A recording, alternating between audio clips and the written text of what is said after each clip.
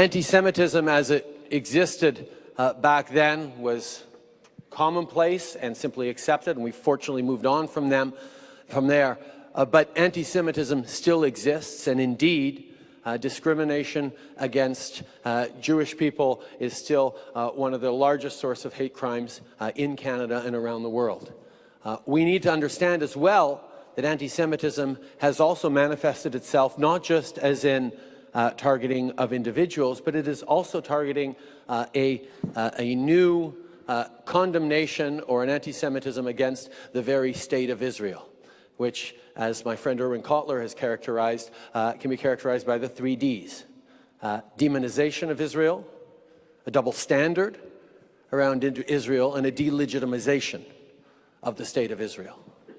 And I think we have to be very careful as a society and as a government and as a country to not sanction or support this new frame around anti-Semitism and undue criticism of Israel. Now, it doesn't mean that you can't criticize decisions by the state of Israel. That, of course, it's a democratic country that has an opposition party that every day has as its job criticisms of decisions that the government of Israel makes. And that's perfectly natural and healthy and needed within a democracy.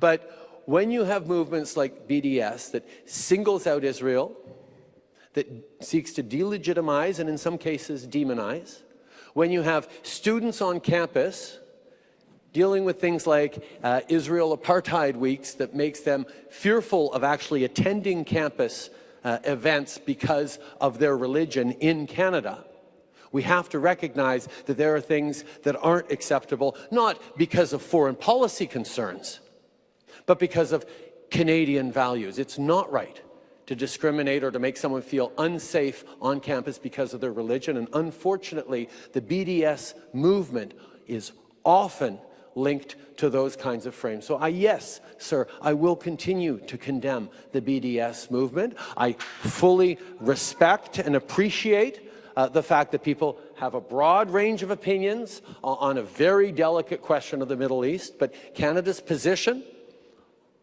is that we need a 2-state solution that will be negotiated directly by Israel and the Palestinian people, and that unilateral actions, whether it be settlements or unilateral declarations of statehood, are not helpful in that path.